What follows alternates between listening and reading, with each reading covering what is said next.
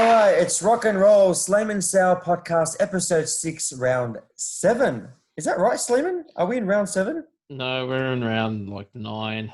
Oh, okay. Well, there you go. We're In the behind in slides, time. last minute slide adjustments. I thought apologize. I've repeated myself. There you go. Sleiman, how you going? How's things? A little bit hectic this week. A bit busy with work. How about yourself? Yeah, doing all right. It's a bit steady, which is good. As I said earlier, I was looking forward to watching England versus West Indies, but surprise, surprise, it's a rain delay. So here we are doing the podcast. We've got 2 special guests. This is going to be a mind-blowing episode. Woof, woof. Ladies and gentlemen, I've got the biggest Bulldogs fans that I know, Emile from lockdown Melbourne, well, in 2 hours' time. And Hi. Jimmy, how you guys going? Very well. Thanks for having me, Sal. Thanks for Emile, letting me how back are you? on. Oh, yeah. Oh, I'm doing all right. Just getting myself mentally ready to go through it again for another 6 weeks. So, Emile, your first time on the second season where we are Indeed. not talking about COVID, but But let's. We've got time. Let's bring out the charts, shall we? no. No, let's not. Let's not. All I'm going to say is listen to season 1 where I said there was going to be a second wave. And Wow, here we go. Here we go. you heard it here first. The odds were high, but then there you go. Well, Emile, at least the sport's on, and here we are. We're here to talk Sport's on. about NRL, and we're here to talk about Canterbury. Last week we spoke about Brisbane Broncos. We had Eli and Kamal on. That was quite fun. And tonight we are going to talk about Canterbury. And a little bit quickly, we talk about Emile. Most people know who you are. You live in Melbourne. You drive up to most Canterbury games. Just for Emile and Jim, very, very quickly, what's your first ever Bulldogs memory? My first Bulldogs memory was the 1988 grand final. I would have been 4.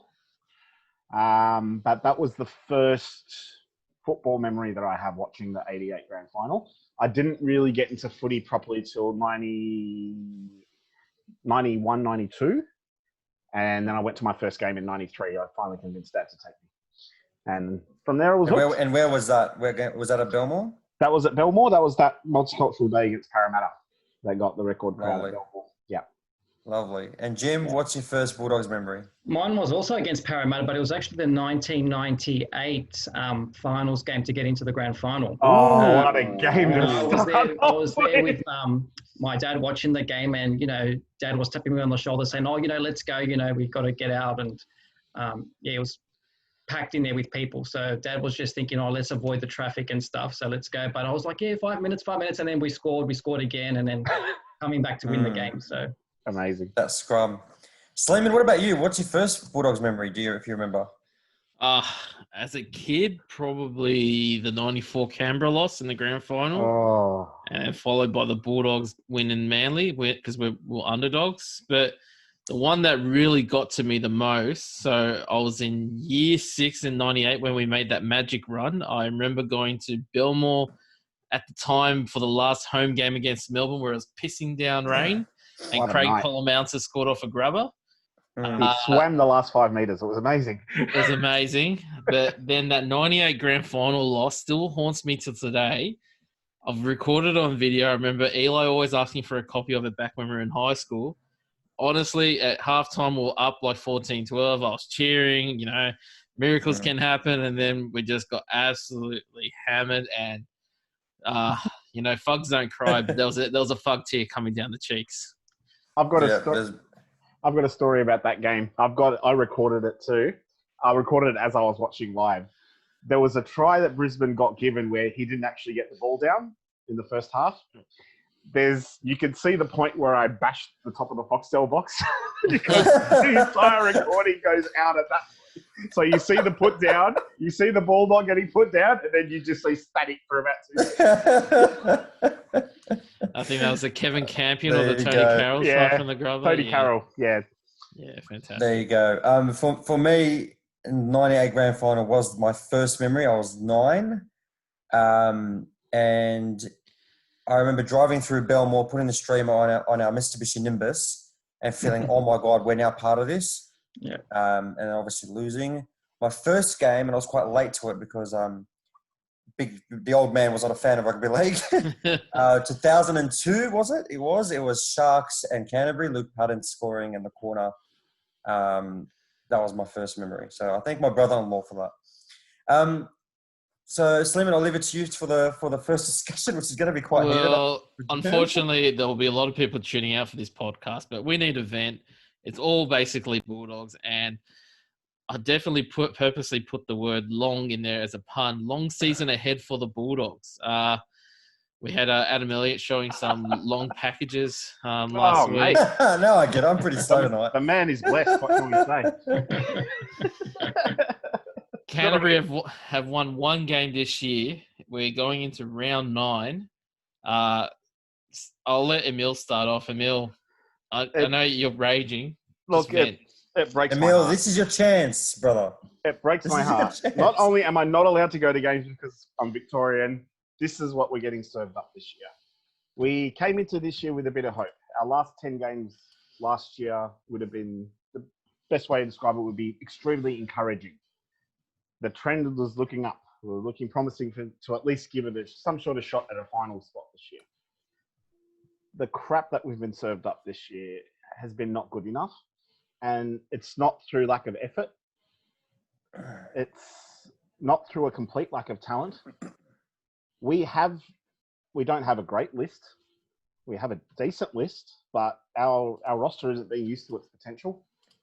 Our roster players aren't being played in the right positions. Players aren't being given a chance to shine. Players aren't being given a chance to grow. And with no reserve grade, that's showing even more. So there are decent prospects sitting there not being given a chance. I'm talking in general terms now, and we can start to get specific, but it's been unacceptable. The performances have been unacceptable. The coaching has been unacceptable. The tactics have been unacceptable. Everything about this season so far has been utterly unacceptable. Well, Emile, you touched base on that. Sleiman, you know I'm all about statistics. We have scored 86 points this year thus far. And it's only been 9 rounds or 8 rounds so far that's been played? 8 rounds. 8. I might just add as well that Kyle Flanagan scored 92. We've scored 86. And there was an entire article ridiculing us about that, and we deserve it. Yeah. Unfortunately. Can someone check? Are the Bulldogs lowest scoring team, or surely Yes. Brisbane is up there? No, we are at 86. Brisbane's at 108. So we're scoring an average 10 points a game. Yeah. That's a converted try and 2 penalties if you really think about it. And how much should we put on St. George? So there's our Yeah, so if you take that St. George game into the equation, then it doesn't really look great. It's probably below 7. Yeah. Sleiman, whenever I think about Canterbury's attack, and we'll get to Jim in a moment, I just want to throw to Sleiman very quickly. Sleiman, you've always said to me, ever since 2013 onwards, 2015 onwards, that we've got no attack. You've always said that to me. Whenever you talk about Canterbury, you talk about no attack. Yep. How can we fix this 10-point average points that we score every game? You always talk about the attack. Give me 3 things that will fix the attack. You got to think we need a game breaker. We need players that can score on their own ability, not rely on structure. Those Latrell Mitchell moments, the back when Ben Barber was in form and not doing domestic abuse or cocaine. Ben Barber, sorry, I didn't expect you to say that, but go on. That's true. So Kieran Foreman is a nice 5'8". He's a structured player, but you need someone that is actually ad hoc and attacking that can just really test the line. Wakeham has not shown any signs of that whatsoever. He's come into first grade way too soon. He needs reserve grade, which unfortunately we don't have. Lachlan Lewis is the same thing. He probably offers a little bit more in attack, and his defense is fantastic, but his attack is, like you said, Sal, you love his halfway bombs. Jack Hogg is an organizer. We've got organizing halves. We don't have a game breaker. So I know we're going to touch base on free agents that are coming up. I was filthy that Parramatta signed Jai Field for the Eels. Now, you heard me talk about him last week, Sal, and I've been talking about it for a while. The guy last week he's exciting to watch. He's like, he reminds me a little bit of Ben Barber, just attacking, fast, quick. Yes, he might be caught out in defense, but you can play him at fullback and hide him. That's what we're missing. We're missing a spark. We have boring forwards and we take it one off the ruck. We don't have any set plays. I like that Kieran Foran straightens us up, but we just, even if we were to do a set play for the centers and wingers, we've got Remus Smith playing center. He's a good player, but he's a winger. He's not a center. Hold on. Midfield bomb isn't a set play? We do that a lot. It seems set. A midfield bomb would be called a shit set back when I was playing for the Rovers. A shit set would be a midfield bomb when you have absolutely nothing. Yeah. So we give it to Tolman on the fourth tackle. He falls over. Then we get up and then we do a midfield bomb. That's currently our set. Every set. There he is. Yeah, you're back now. It's Emile's fault. He said Tolman. I said Tolman was gone. Which is, never say it again. It's like hocus pocus. Jimmy. Yes. Just with what Sleiman was saying, you've got the Jai Field factor. I like Dufty too. If you had Jai Field and Dufty, you could imagine what kind of spark it could create on other young players. But what are your thoughts in terms of the attack? Well, some might say, for example, there's probably other players that, they're getting rewarded for mediocrity in the team. Like, there's Kerrod Holland, Crichton, that just week in, week out, they're not performing. And they're still getting named in the side. Also with Dean Pay, I think he's got a team that, he's taken over a team that, was playing at an average level, for example. But now they're actually playing below average, So people that might think it's not the coaching, the stats show that it is the coaching as well.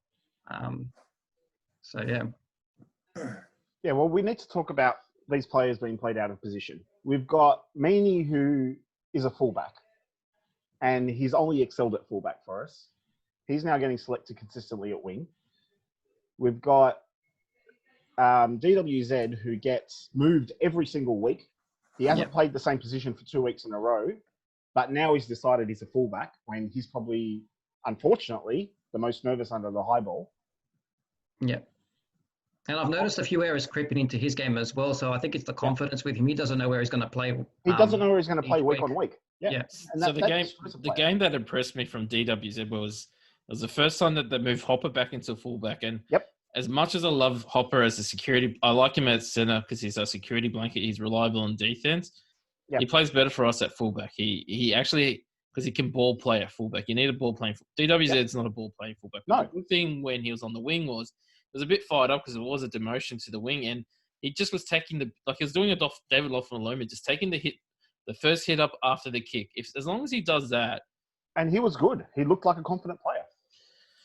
So I understand that. Our hooker, can we talk about why we signed a hooker called Katoa, and he hasn't even been given one chance off the bench, one chance to do anything. Well, Jimmy, he doesn't, Jimmy, like Jeremy Marshall King, he doesn't take on the line. Why do you think he doesn't take on the line? Like he barely, he offers us, he doesn't offer us any second phase, like anything that makes the markers guess. Why do you think that's the case? Is it coaching? I don't think he's got enough confidence in his game. And I think he's probably at the level where he might not be able to go any further. Like he's, just showing us what he can do, but it's probably just not enough. When's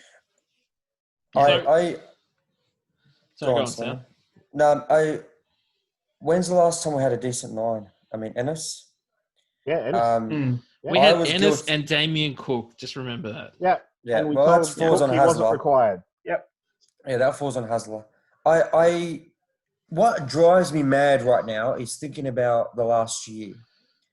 We know what sort of side we've got. Yep. We know what salary cap we've got, which is probably one of the best right now, moving next year onwards. What drives me mad right now, this is what I've been telling everyone, and I'm going to go straight into it. We got rid of the previous administration because of what they did with Hasler. Now, I get it. It was a mistake in terms of the back-ended contracts. It was a mistake in terms of how we signed players, and we went all out to try to get Tedesco, Moses, and Woods. We only got Woods.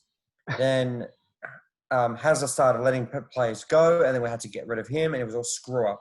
Yep. And they were anticipating a rise in the salary cap that never happened as well. We need to say that too. Correct. And that's a big point to make. Yep. That failed. The administration failed.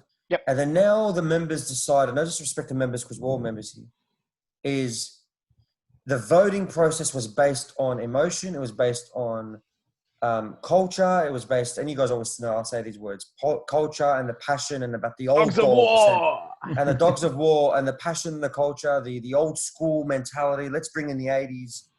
It's 2020. We now then brought in, the Andersons. We brought in the Paul Dunns. We brought in the Prices of the world. Yep. We love all those guys. We love the Anderson story. The Kevin Moore, the Moore story. We love it all. We love it.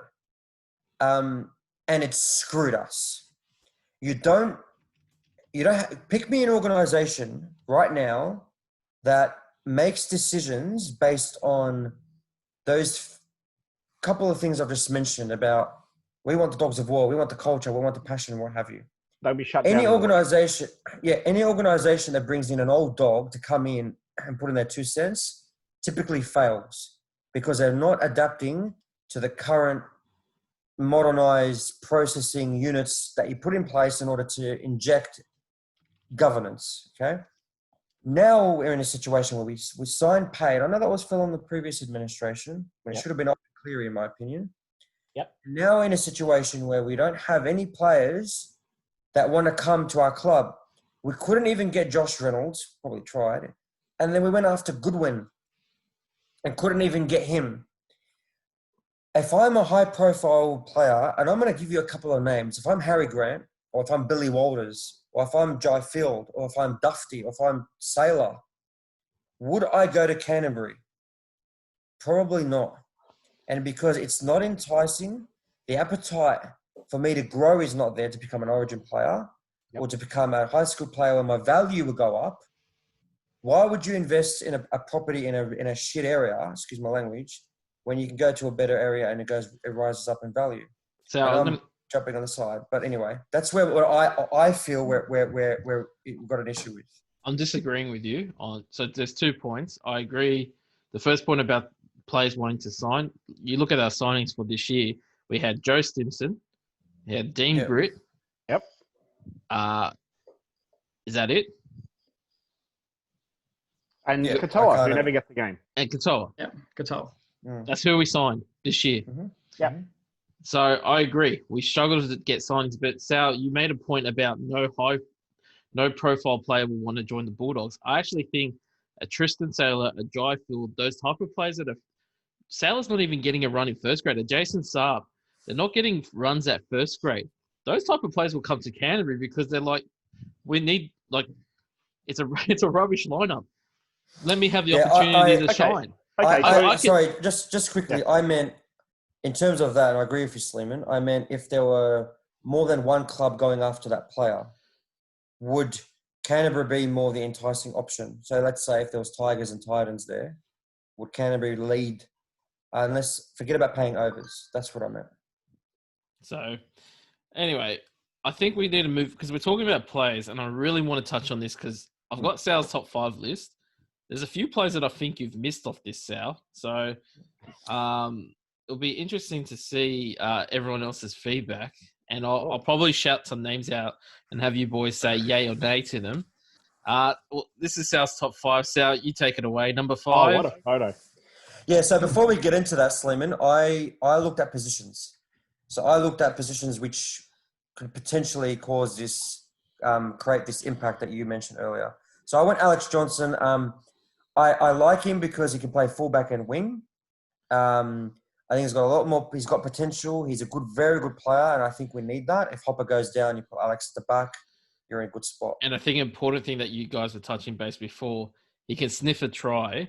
Yeah. He's only like in his mid-20s. We need to score points. I don't mind that signing. Number 4, Sal?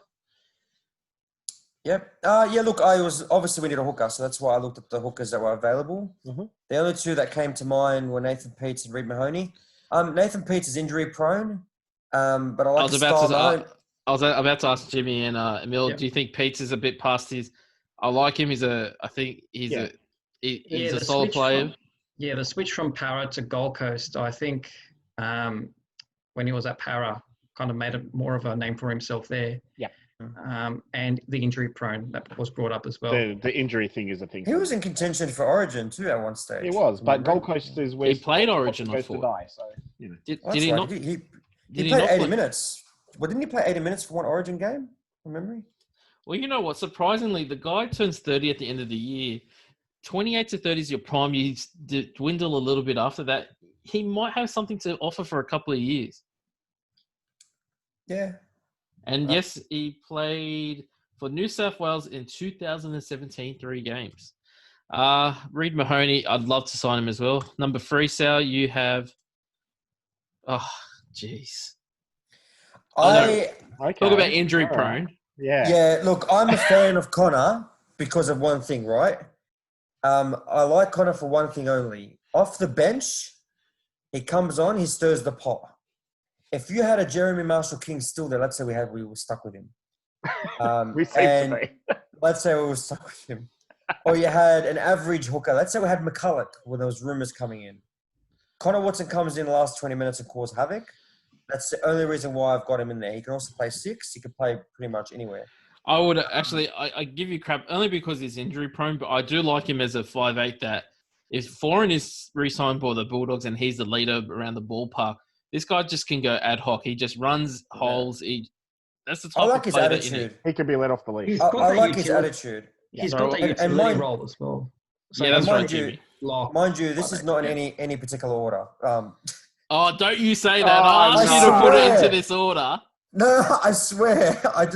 Anyway, go on. Number 2, Tristan Salazar. I knew that I'll cop shit for it. Yeah, look, like you touched base on it earlier. Hungry. He's, look at his genes, his background. I think he's a game breaker as well. Yeah, you can imagine him in 4 years' time. I mean, geez. Yeah, he would be great to have there, I think. And, look, I watched him on the weekend, Nick Hotrick. Yeah. He just looked... He can play fullback, can't he? He played his juniors at fullback. He's wanting to play centre, which is a position that we need. And he's a big body in centre. We've got 6 fullbacks already, so yeah. So I wouldn't mind him as a centre. Now, I'm going to list some names to some of you guys to bring to list back. I'm going to leave this one for Emile first because you're probably going to give me shit. No, that's all right. I do want to ask Sal a question on that list. Sure. And this is no disrespect to the list and no disrespect to the players mentioned because there are some very good players there. Please don't mention culture and passion. I know they don't got any of that. None of that. Sorry. None of them are going to scream out Dogs of War at midnight. Is that list an indication of the standards that we have lowered as a club because we can't go and get the best now and the best won't come to us anymore? No, because if you look at the free agents for 2021, I may have missed a couple, but it's not the best free agents you got there. I think it's because of the salary cap. Cool. I'm questioning myself why I haven't put a half. I don't think I saw a half that came to mind, unless I've missed one. Well, leave it for me, Sal. That's what I'm here for. Oh, hello. Okay. I have a feeling I missed somebody. Go on. Well, I've already mentioned Jai Field. He was only signed on a 1-year contract. But first of all, Emile, I'm going to get... I know why they left. Yep. But I still don't know why they left. The Morris brothers. Yes. So we supposedly let them go because we couldn't afford to re-sign them, but we were able to sign Stims, all these back rowers and Suwaso. So surely we could have had... We told them that we would offer them 1-year contracts because they were past their best. And they didn't want 1-year contracts. And you believe it. How many years on now? Sleiman, just to add, the reason why I didn't put the Morris brothers, because I know they wouldn't go. They would stay at the East. And the big thing was they wanted to win a comp together as well, which obviously at the Roosters now, they've got a really good chance. Yeah, there were no chance to go back to Canterbury. That's why I did not put it on the list. Yeah. Okay, Jimmy, this is probably the biggest free agent. Oh. Why wouldn't we try to... Now, I'm going to just say, David Fafita. Why is he not a number 1 on our list? We missed out on John Bateman. Yeah. Would you pay the 1.2 million that's been rumored for him? Well, good question. I would about 1.2, but I'm wondering if the club's thinking about the whole situation with Andrew as well when he signed, if that might impact at some point. So yeah, Andrew Fafita had signed with the Bulldogs, and then we reneged on that deal because we realized that James Graham wasn't that bad a player. That's the real reason why we did it. That was so bad. Yeah. Have we seen the developments with Fafita today, actually? Yeah, I can't keep up. Yeah, so he signed with the Gold Coast, told them no, and now he's going to go re-sign with Broncos. But now the Gold Coast have upped their offer from 1.1 to 1.25. When it happens, I believe it. I don't take any rumors. Sleiman, I would not want the club to be in that situation paying. I'm using this term very, very loosely. Overs. I know it's not overs because he's a great player. Yeah. But if you could spend $700K for two good players, like not a Tristan Sailor, but you can get. But so are you telling me, Sal, Jason Tolomolo signed a 10-year, $10 million deal, which is a $1 million a season. That's basically what you're offering David Fafita. You saying that Cowboys made the bad decision about that? No. My only comment to that is we on the top list of what we need is sitting what you said before, what we all said. Okay, so now is a half. It's the hooker, and I think that when's the last time we had a decent half? Like, man, I can't even remember. Kamali? So that was 2009, yeah, for 1 year, pretty much. It was Sherwin, man. And Shifty. That's where we sit. That's where I sit, Sleiman, is I'm looking at hooker, halfback, and then those centers and wingers. Do you know what we need? We need a coach with some clout who can attract these players and who knows what we need. Exactly what I've been saying. Who knows what we need. We can talk about that later. That's all right. I'm going to name some. I can't wait. I'm going to name some other players. So now some halves. Now, yep. There's been rumors about Blake Green. Sal, anyone? Do you really want Blake Green? Well, Sleiman, the one that you just reminded me of right now is James Maloney. That's the other guy I was going to bring up. Yeah. Yes. So he wasn't on that list because it was only Australian. I would take James Maloney in a heartbeat. Yep. But I would have someone like a Jai Field under him, Sleiman, and I reckon that will turn great. I think that'll be very, very good. No one wants Blake Green. I think it's just another version of Kieran Foran. Another version I was about to say that. Yeah. I would take Blake Green if given, and this is again lowering the standards, given the choice of signing Josh Reynolds or Blake Green for this year as a stopgap, I would sign Blake Green. So Josh Reynolds is not off contract. He's not, but we nearly signed him, and that's what we're going to offload him. That's who Dean Pay wanted. Yeah. Okay, so the other halves that I was thinking of maybe is there's a guy at the Eels called Jimmy and Salmon. So he came from Cronulla. He's a 5'8" center. I think he's a guy that you might offer something more attacking than, say, a Cogger. You put him into the lower grades, you hope for something similar to Jai Field. Tyrone May.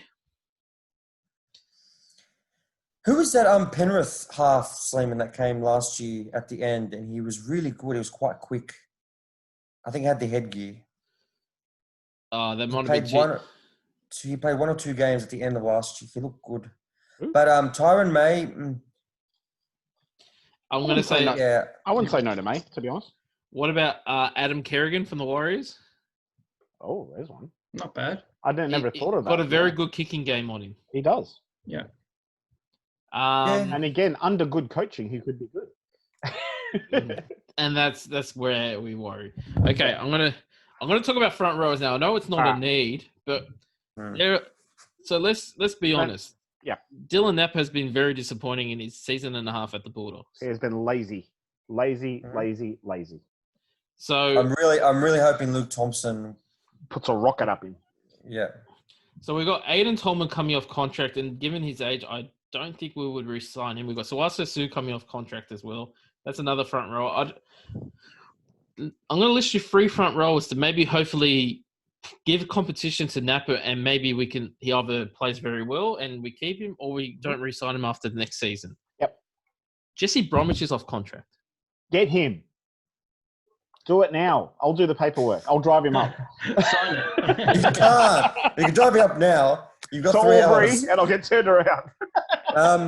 Would he leave Melbourne, Sleiman? We're going to talk realistic here. Will he leave As Melbourne? I always say, Sal, every time someone offers me a trade, make me an offer I cannot refuse. Yes. We have money. So would you all 3 agree to paying, and I'm using this word loosely again, overs for Jesse Bromwich? Yes. Given a front row thing, yes. if you can have him at number 8, Napper at number 10, Luke Thompson at lock, because let's be real, I don't think we're signing Elliott. after we lowballed him. No. We lowballed him in more ways than one. But anyway, allegedly. Jimmy, would you sign Bromwich? I would. I'm just skeptical about the overs, especially if you consider what happened with players like Aaron Woods, for example, who he was so talked about. Coming down You to obviously the don't listen to the podcast. Yeah. Woodsy, he's on the. Sleiman's favorite player in the world is it's not Roger Federer, it's Woods. Woods. I agree though, Jimmy, what you're saying. I'd probably only give him a 2-year deal, but I pay overs in those 2 years so that it's not a long-term contract. We're not back-ending anything, and we'll see how we go. The other player that I'd offer a 2-year contract to, James Tamau, anyone? Yes. Yeah, I like James, but he's captain of Penrith. It'd be very hard to bring him Penrith over. for lowballing him. They only want to give him a 1-year deal. I like him. No, I like James Tamau. I think he's quite solid. He's an Origin player. So our mate Paul Pisani, I've got to shout out to Paul. I've got to list this play because he would kill me if I didn't. I'm worried about him as being injury prone. It's Jordan McLean. Would you sign him? Interesting one. Mate, you would imagine if you had a Jesse Bromwich and McLean combo, or McLean and Bromwich combo, Talma combo, sorry. I like him too. I know he's injury prone.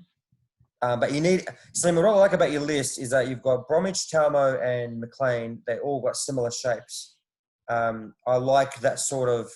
Talmo's got more mobility, but I do like that list. I think Bromwich has got the most mobility. He's got a mean step. Yeah, I like all three of them. And yes, I'll take one of them for sure.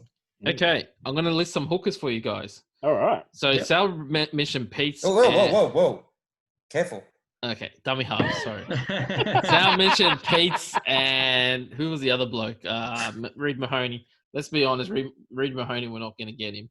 So Andrew McCullough. Tell me why. I think the Eels will pay overs for him. If there was a hooker like a Billy Walters, for example, someone in there that we sign that's young and hungry, McCullough for 1 year, I would not say no to. That senior leadership is good. He's playing well at Newcastle. I know I'm a bit biased because he's on my fantasy, but I would like him for a year, no more than that. Well, Sal, we mentioned this player last week, and we talked about him versus Verrills. Now, Verrills went down, but they can't keep Verrills and Jake Friend. Would you sign Jake Friend, a 30-year-old hooker, for a couple of seasons? Yes, I would. 30 isn't again, that but again, and I'll shoot this to Jim. Mm-hmm.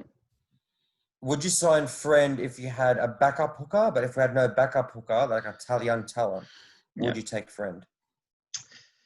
To be honest, I prefer Verrills over Friend. I think he's got a lot to offer and he's still growing as a player. And Friend is 30 and Verrills was probably early 20s.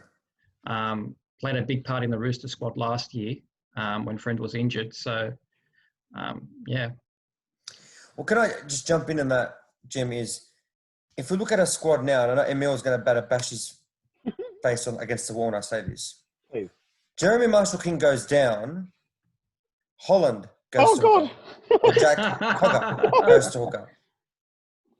When you look at other teams, Harry Grant goes down, Billy Walters or Josh Reynolds goes to hooker.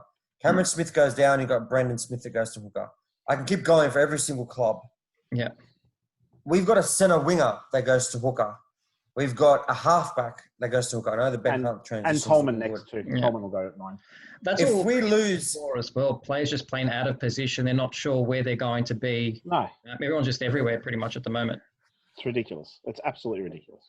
All right, I'm going to add some. I'm going to go to the sub-centers because I think we are lacking a center. I know, Sal, you mentioned Cotry.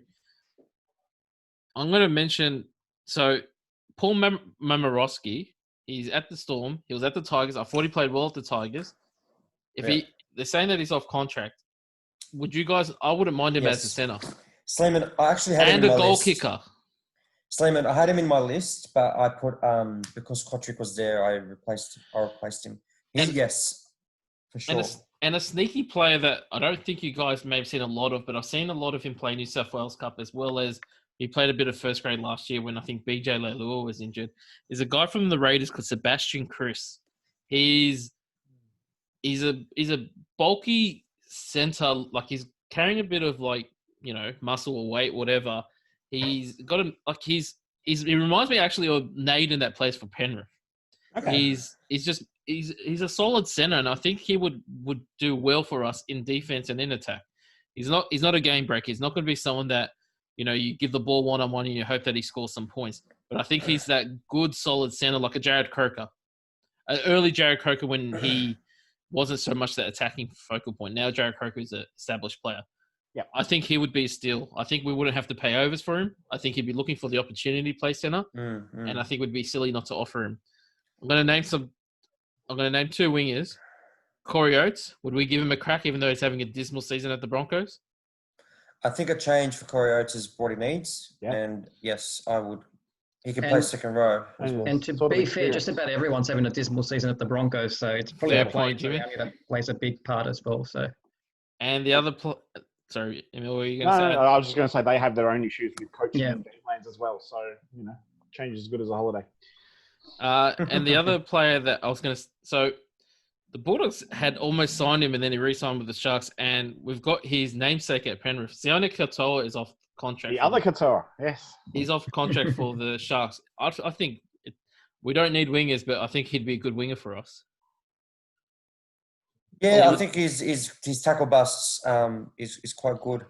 He's a try-scoring machine if he gets a good ball. But that's where our issue stands against Sleiman is, will he get good ball if he comes over? But I like him too. There's another player that I don't know if he's off contract, but I saw him over the weekend and I liked him, is Bo Firma. Did you see him, Sleiman, or anybody else? At the Titans, he played at the Titans. Well.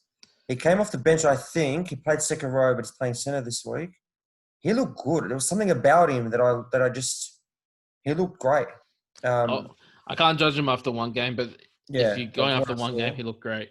I'm also going to put an honourable mention for Albert Hopewade, only because every single article I read is saying that for Manly that he's going well.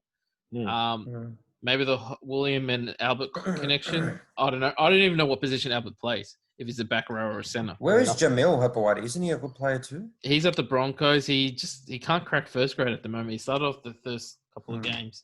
He'd be sick not being able to crack first grade for the Broncos at the moment. So just talking about all those, Sleiman, I'd like to ask the group a question.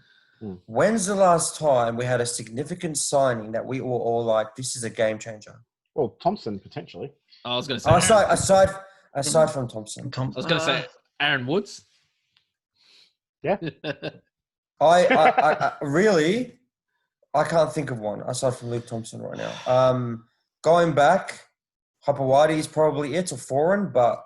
And I think when... Lately, I think maybe even Brett Morris, because we had that whole fullback issue where we had players like Parrott and stuff playing at fullback and they weren't really suited at that role. I mean, they were safe and they were playing well and stuff. But I think having that fullback signing after the whole Ben Barber thing, that was a big thing. Well, you got to remember, Sal, Foreign was that player. Supposedly he was going to be a saviour. So you could argue that he was probably the last player. The player that was a big signing for us and delivered, I think it was James Graham, because he was at the time one of the premier props in England, and he came to us and we made the grand final in the first year. Don't get me wrong. I think Luke Thompson's a great signing. I think it's a really good signing. But again, I would like to get that half, that hooker signing, like a Damien Cook. Well, that is what we need. Another player so George Williams went to Canberra. I don't know how we didn't get a sniff at him, but I would have given Aiden Caesar a crack. Yes. Yeah, I'm surprised. And Sleiman, it goes back to what I said earlier. Why haven't we? Well, we're no longer a Belmore boy. Hub. You guys know I crap on about this a lot online. We're just not a destination anymore. We're not somewhere players. When I grew up, everyone wanted to come to Canterbury. Everyone wanted to come play for Canterbury. But Emile, why? Look at our management. Look at our infighting that's being played out in public. Look at the coach, which isn't being backed to make his own decisions. Look at the uncertainty around who's coaching the club next year. Not even a jersey sponsor. We have nothing on our jersey. Yeah, that's right. And our club can't even do a basic bit of management to say our brand looks shocking on this best and less top. We need to put something on it if we don't have a sponsor. We need to look decent. We're going around the world at the moment. It looks disgraceful. We are an amateur club. It's... All right. Sleiman, go on. We've warmed him up. Emile's got fired up, and I just need to... good. We need that. We've got an Emile top 5 list, and I think we just need to keep him revved up because It's Emile's top 5 coaches that Bulldogs should sign. And you gave me some coach names. right there. There's the coach right there. I'll do it. I'll do it for nothing. The power of LinkedIn. Now, you'll lose your hair in 2 weeks' time if you were the coaching the Dogs. The only reason why the beard. The only reason why we got Craig Bellamy at number 5 in Emile is obviously because realistically we won't be able to take him. And that's a sad indictment on our club right there. And The fact that we had rumours talking that we'd had a chat to Bellamy, the only thing our club decided to come out and say that they didn't do is speak to Bellamy. Deny it. Keep it out there. Even if you didn't. Show some ambition, for the love of God. In fairness, my own playing devil's advocate here. Yeah, Bellamy may have asked. But I'm hoping that Bellamy said, "Hey, you've got to deny it." I would hope so. So, and I would hope it's died very quickly. I would hope that we at least entertain the notion, but I suspect we don't. Okay. And the interesting note is as well that McGregor and Dean Pay are the only 2 coaches I think off contract this year, which isn't really surprising. I'm shocked. Number 4, same thing, falls in the same category. We were rumoured for Wayne Bennett. It's not going to happen, right? It's not going to happen. He'll stay at South. For those 2 coaches, we should be driving dump trucks full of money to their front door and giving them whatever they want. Money, women, drugs. This is a family-friendly show. Women, drugs. Panamax. Money, women, Panamax. Number 3, Sean Wayne. Sean Wayne. All right. I had no idea about this bloke. Realistic target. Coached in England. He has clout. He has clout in the rugby league world. He could come to the club. And my definition of a coach with clout is a Bennett, is a Bellamy, is a Wayne. Wayne can stand up to incompetent management and an incompetent board and tell them to stick it. He's going to run his show his way. He's going to go to the media and run his own agenda. He's going to go to the players and run his own agenda. We don't have that right now. This is what our club needs so desperately. Someone with the aura of these 3. All right. Number 2 on the list. And okay, well, we went 1 and 2 because to be honest, I don't know the difference between the 2. Who you'd have as Griffin or Tuvey? Griffin, from my point of view, is the safety. He has clout within the league. He has the respect of players. He has a winning record. He's been harshly done by in his previous jobs. He is a tactical coach. He's a man manager, and he has clout. So he is someone. If I lower the Bulldogs standards and say he should be our number 1 target in who we could realistically get, that's who I think it is. And I'd love some comments from you guys, or thoughts from you guys. I like Sean Wayne, and I like how he explained about the stick it factor. I think that's really important given the current board, which I don't think will last. Yeah. I like Griffin because he's got that old school. He gets along like Kamal said last week with the younger sides. He's won comps with younger sides. He's that old school coach, which we probably need. Tuvey, I think the club won't take him because of the Manly link, because of our past history. Out of that list, I like Sean Wayne, but locally, Griffith is probably the lead for me. Jimmy? Yeah, but I actually didn't even consider Griffin, but I actually think he'd be a suitable candidate. Ricky Stewart, on the other hand, I know he's done great things for Canberra. Yep. When he was coaching with the Dogs, it didn't really work that great from what I remember. I mean, I was a bit young then to remember. But he was only an under-20s coach. Yeah, exactly. Yeah. So, yep. Jamie mentioned last week Trent Barrett, which I think is a very interesting one. Mm-hmm. I like his point that he mentioned 2 weeks ago that he is what Manly is right now. I was in the squad. That's right. This is his thing. Would he attract the players? I don't know. I also would like. No disrespect to Pay. I wouldn't tell Pay to piss off. I'll keep him inside. The coaching staff. I feel need bad someone above him. I'll keep him around. But Sal, let me put this into your job, Will. If you were a director, say you were at a management level, and then I came in and said, Sal, I'm taking your position. I'm going to still keep you on board, but you're going to report underneath me and you're dropping down a position, would you still stay working for that place? If I could find a job elsewhere, I'd go. But I think Pay's got that, and again, I use these words all the time. You'll He's got find an that. assistant role anywhere else. But I think Pay's connected to the club so much that he would stay. That's what I think. I'll agree with Sal to an extent. I think if there was nowhere else for him to go and he can't get a job elsewhere, I think he's in an unfortunate position. He is well out of his depth. I've got nothing against him. And I was excited when he came to the club initially. He's just proven that he's not a head coach. He's well out of his depth. He can't manage men. He can't manage teams. He can't manage tactics. He's a very good assistant. And if he can not be angry at the club because his contract's expired and he is willing to stay on good terms, then it wouldn't be a bad thing, honestly. But the new coach would need to want him. That is very important. Yeah. New coach with clout would have to come in and say, no, what are you talking about? Get out. Or, yes, absolutely. You understand the club. You can stay. Yeah. And with all due respect as well towards Dean Pay, I couldn't see him getting offered a head coaching role at another team. No way. He's unemployable. Yeah. So, and I guess he knows, the Canterbury team as well. So, it would be like a safe place for him to stay, knowing the environment there. Sleiman, the twist on top of that is if Flanagan was available, he would be my number one pick. I know Emile doesn't like that. I still don't rate him. I know Pisani has told me off about how he's a grand final winning coach. I still don't rate him as a coach. And I'll still say no to Flanagan just for the fact he put players' lives in danger and quite knowingly did it. So screw him. Fair enough. All right, boys, we're going to have to speed through these next couple of slides.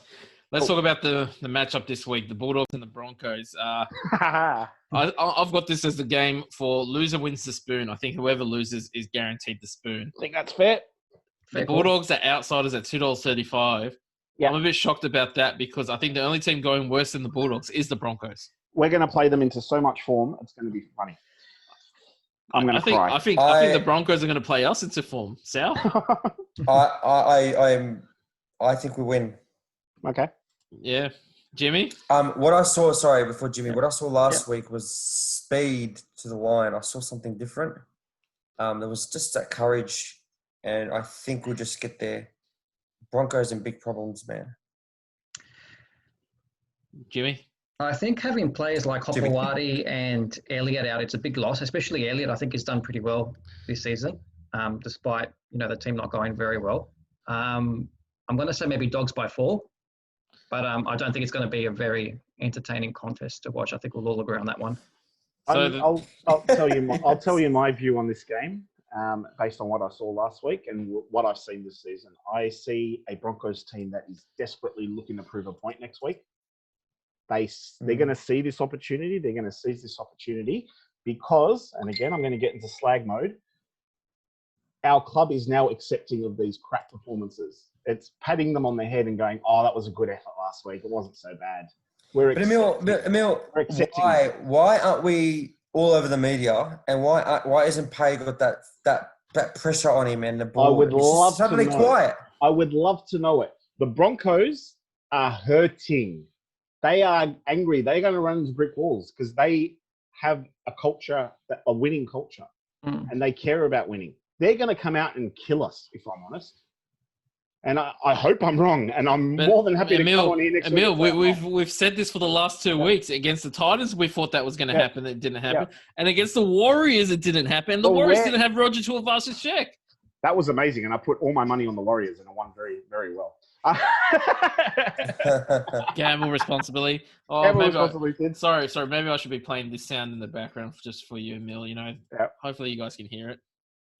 No. Massive fail. like this prediction when we win on the weekend. All I'm going to say is, Sleiman, if we lose, and I'm sick and tired of it, there should be pressure on Pay to go. He should be sacked. You should be allowed to come back to Sydney. Yeah. And I know we've been talking about the Bulldogs, but we haven't spoken about the big picture here. Yes. The board should be pressured. Lynn Anderson should step down, and Dean Pay should be sacked this week. That should have happened 3 weeks already. ago. Enough already. And the board should be changed. Right. Go on, Sleiman. Sorry, I had to say it because we haven't touched base on it at all. Amen. Enough Bulldogs talk tonight because we've got other things to go through. So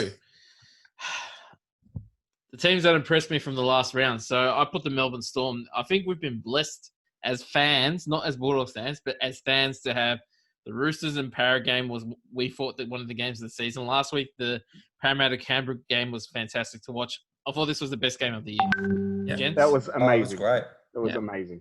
And the Melbourne did this without Cameron Munster, which I thought was a massive loss. Now, I'm going to be critical of Melbourne. They scored 3 tries from errors from the Roosters. Yep. There was a drop ball halfway for Addo-Carr. There was the last try for when Vunivalu dropped the bomb, and I think Vunivalu didn't drop the ball. It was Tupu who dropped the ball, and they scored. And then Jerome Hughes scored off the intercept. So Melbourne still lack attack without Cameron Munster, but still gutsy effort. You got to definitely the team that impressed me the most this round. And speaking of it, I think I've got this as the game of the round for this round is the Raiders and the Storm. 3rd versus 6th. Canberra haven't been playing well, but like we mentioned last week, Sal, Canberra had the wood on the Dragons in the early 2000s when they were the premier team. I think the Raiders have got the wood on the Storm after the last couple of seasons. Yeah, I mean, you touched based on it. Roosters had a completion rate of 65%. I think in the first 20 minutes of the second half, it was like 20%. You hand the ball to a Melbourne side, they're going to take advantage of it. Of course. If Melbourne held on to the ball, Cordner wasn't shaky. He was pretty bad. I don't know. He looked quite wasted. Not drunk, but just tired. Drained. Drained is the word I was looking for. If that wasn't the case, then it would have been probably a little bit different because Munster's a big loss. If Canberra hold on to the ball, which they're pretty good at, we will see a Canberra win. Jimmy, so the Canberra, this is the 2 weeks in a row that Canberra actually can stay in Canberra and not have to travel. And a lot of the games that they were not winning before was them traveling on the road because they're traveling every week. Do you think that this time being at home will refresh them and then get them to aim up against Melbourne this week? I definitely think so. I think especially in those big games, I think Ricky Stewart has them quite fired up. I'm expecting Canberra to win, to be honest. I mean, they're sitting at 6. They probably haven't been playing as well as what they were at this time last year. But I think now they're starting to build the experience as well. Like they were there last year. They got to the grand final. They know what the big moments are like. So I think they'll be fired up for this game. And knowing the competition as well that is going to come from Melbourne's side, they'll be up for this one. And just a reminder, no Vunivalu for the Storm this week, which is, I think, a big loss for them in the centre, in the wing. But in saying that, the Raiders lose a Soliola for this game, and I think another player went off injured for them as well. Emery Gula, who has been playing well off the bench for them. Can we talk about last time they played as well? Canberra squeezed them at Amy Park. I've never seen a Melbourne Storm team squirm as much as they did that night. That's a great word to use. It was actually what it was. The team that disappointed me. Now I know they won, but they didn't convince me when they won. The Rabbitohs. I thought the way that the Bulldogs played and the opportunities that they had, they should have scored 30 or 40. Yep. They were lucky to get 26 after that last intercept by Gagai. Gentlemen, what's up with Souths? It looked a bit complacent, didn't they? They just couldn't execute. When they had the ball, it just didn't look good at all. We looked better, to be honest. We did. And I was thinking this we might look be an better upset. that you've been spending the last hour ripping into the Bulldogs, Sal. I'm ripping in because we can't finish. 10 points a game, Sleiman. Don't get me started. We have an excellent first 3 tackles. Then the 4th tackle, Tolman falls over, and the 5th tackle, we kick it up backwards. Don't get me started, man. One game's not going to change my mind. So my theory is coming last. My theory is the Bulldogs have a solid forward pack, and I don't think the Rabbitohs do. I don't think they've got any punch. I think they lack the Sam Burgess in his prime. The Burgess brothers running hard and straight. John Sutton on the fringes. I know you've got an obsession with Jaden Sursau. I don't think he's as great as people are hyping him up. Ethan Lowe just looks slow in the back row. They're lacking that punch off the bench in the forward pack. So I think if a team dominates their forward pack, it doesn't allow Mitchell, Reynolds, or Cody Walker that time, and even Damien Cook to shine. Now this week, Damien Cook hasn't shined in ages. but they don't because they don't have the forward. He can only shine if the forwards are rumbling. So now they've got the Tigers, and the Tigers have got their troubles at the forwards. Remember last week we mentioned no Zane Musgrove. I think McKelly is playing, and they lost 12. They've got a lot of injuries in the forward pack. Luciano Leilua might not play because of his jaw, as well as BJ Leilua being suspended. So $2.50. Okay, I'll just be taking that. Thank you. So you're confident that the Tigers are going to win, Emile?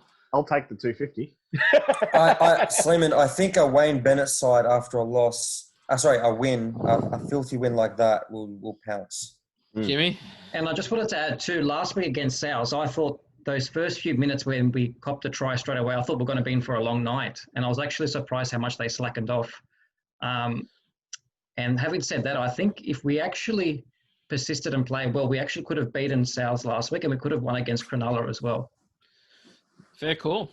We'll go to the player that impressed me. Speaking of Cronulla, Sal, relax, it's not Woodsy. Sean Johnson. I had no idea until they announced it in the game, and I can't remember who the announcer was. Sean Johnson's our leading try assist for the NRL this season. Yeah, and he mentioned it over the news where he was like, hey, just wake up, everyone. I'm actually leading. Is that underrated, Sleiman? Would you say he's underrated? He is criminally underrated at the moment. And I thought he was against the Titans team that obviously they should have won, and they have, but I thought it was pretty impressive against the Titans, Sean Johnson. I actually was hoping we could have signed him when he was coming to Sharks. I was pretty disappointed we didn't take him, but a lot of people weren't rating him at the time. Would he fit in a Canterbury side, Sleiman? Do you think if someone that's that X factor player that you just get someone to lead the structure and let Sean Johnson do what he does best, weave and sidestep, and I rate Sean Johnson. Can you do that against Sleiman, the weave and the sidestep? No, that was impressive. I'm out of breath just doing that. We'll go to who Cronulla have this week. I'll tell you what, this is a cracker match against Penrith. Penrith, they just keep on winning. I thought they would have put more points on the Tigers. I think the Tigers did aim up. The Sharks, Panthers. No, Sharks have got no Matt Moylan at fullback. He's injured again with a hamstring injury. They're putting Josh Dugan in at fullback. Penrith basically 1 through 17. Brian Tuo's out with I think syndesmosis, so Nathan gets a crack at on the wing. Do we expect the Panthers to continue on their winning ways? I really like the way they finished the game off last week. I mean, they were down against the Tigers and they came back to win pretty much. But just the vibe that you get with Penrith, I mean, like everyone just kind of plays for each other. Yeah, they're good to watch. I enjoy watching. I touched base with what Jimmy was saying. Great finisher.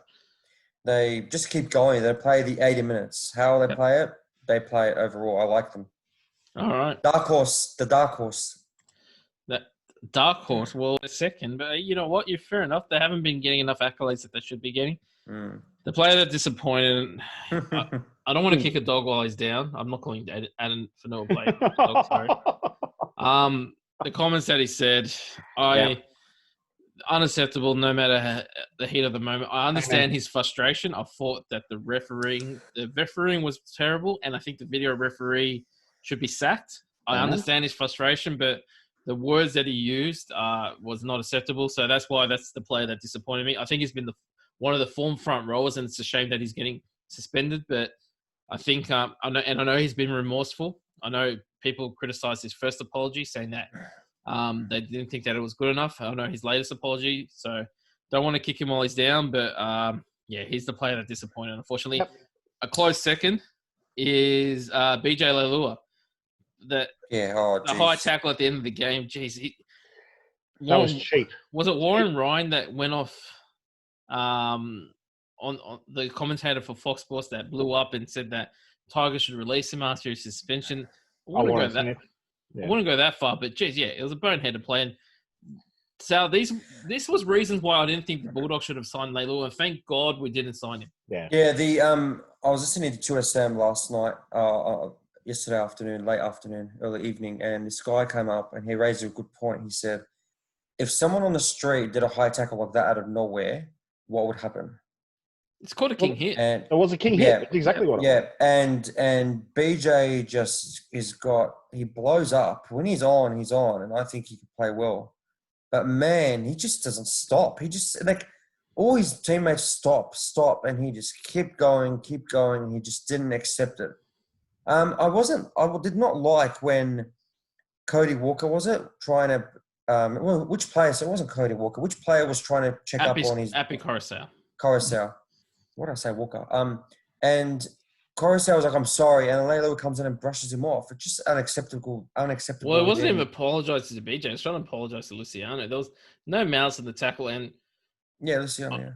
I know the stretcher was called.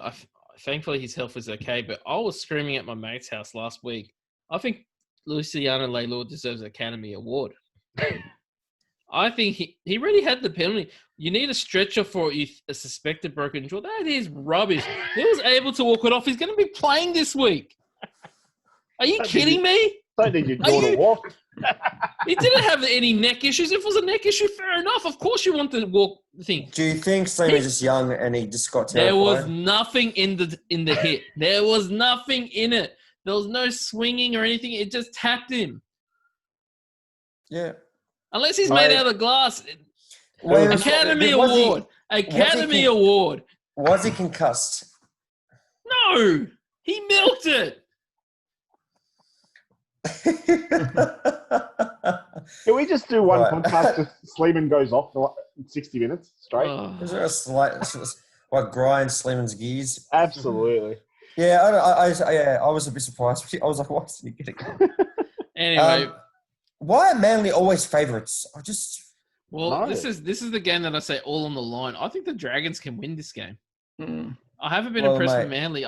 Since Tommy T, Manly struggled last week against Newcastle, and I don't think Newcastle offered anything much. For Neil Blake is a loss, and if Dufty's on, then it's Dragons. Yeah, pretty much. I might just add as well that every time the Dragons lose, I notice how much pressure there is on them to win the next game, and people call for McGregor's head and stuff, and that's what I'm thinking as well. Why is that not happening? Yeah, it's the pressure we don't get. Yep, because we're accepting. And they are winning now. They're winning. They're starting to win a few games here and there. So yeah, and I think even in the losses, the Dragons have shown a lot more promise. Honestly, Jim, it burns me. The next game we'll fly through the last three games. Knights and Eels. This is also another crappy game. 1v4. Jai Phil, you already heard me seek his praise. It was impressive. Anyone give Knights a chance? They are the home team. They're a chance. Cowboys were shocking. So I feel that there is a chance. There is a chance, definitely. I'll tell you what. If Tex Hoy brothers step up, if Tex Hoy stays on the wing, and I don't think he's marking against Sevo, thankfully, but if he was marking against Sevo, Tex Hoy versus Sevo is the most undersized matchup that you could think of, and surely there's going to be a change that he's not on. They'll put someone else on the wing because it just does not make sense. I like Hoy as a fullback or a 5'8", but geez, against Sevo, even against Ferguson might crack. He hasn't scored a try this year. He might actually crack one. He'll go nuts, yeah. Yeah, that's a good point. All right. Second last game. Right. Cowboys versus Roosters. Short odds. Oh, jeez. Sal, you've got 13+. Jimmy, you're on you think a Roosters easy win? Yeah, definitely easy win for the Roosters. Emile? Yeah, the Cowboys just aren't showing me anything. I tried to keep faith in them early on. But... Well, guess what? Sleiman's upset of the round. Nice. Cowboys are going to beat the Roosters. Nice. $5.25 though, mate. You might want to put some money on that one. I will gamble responsibly, but I might have a little splash. Sleiman, what's your basis on the Cowboys to win? No Boyd Cordner. No Daniel Tupu. No Victor Radley. No Verrills off the bench. They had a very tough game against Melbourne, and they're flying to North Queensland on the day and playing in that humidity. That's $5.25 worth taking right there, gamble responsibly. You got to remember, the Cowboys against the Knights, where everyone thought the Knights were going to blitz them, the Cowboys came out firing. Do we think Roosters will lose 2 in a row? It can happen. I'm sure they have in the past. It's 2020. Anything can happen. Yeah, I think Robinson's got to rocket up their ass. don't think- Everyone says, He- "Oh, he they lose, won't- they'll put a he- rocket up their ass." he won't want to see 2 losses in a row. I think last week's loss would hurt them. I thought that was Valentine Holmes on the wing. Do you like that move? I think they will switch with the hammer. I really like the hammer. I love any player with speed, and he's just got plenty of it. It didn't make sense why he didn't play last week, and I think they missed him. But I think Holmes hasn't played rugby league for a year. 2 years. He was in the NFL. Let him get his feet. Like, they put him straight to fullback. He looked okay, but let him get his feet back, and then they can switch between him and the hammer between fullback and wing. I think that's fine. Actually, the Cowboys are basically almost at full strength. Other than Michael Morgan, they're at full strength. So Yeah. I might be crazy. We'll see what happens. And then, I'm actually going to jump in and say Crichton 2 tries. okay, Angus Crichton. And then last match, tell you what, I normally like to clock off early on a Friday to make sure I make the Friday footy game. I don't think I'll be in a rush for this one. Let's watch that one. Yeah. Gold Coast, Gold Coast versus Warriors, guys. The Warriors, they play well against the Titans in Gold Coast for some reason. They got that Kiwi following up there. Wish Jamie was on so that he could talk about it. Gentlemen, who do you guys have? The pause is as bad as looking forward to that match. Sleiman, I'm going to go left field here and say a draw.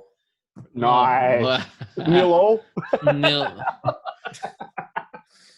I'm going to go 18-18, and it will go to extra time.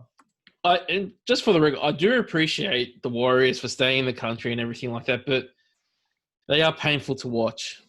Yep. Yeah.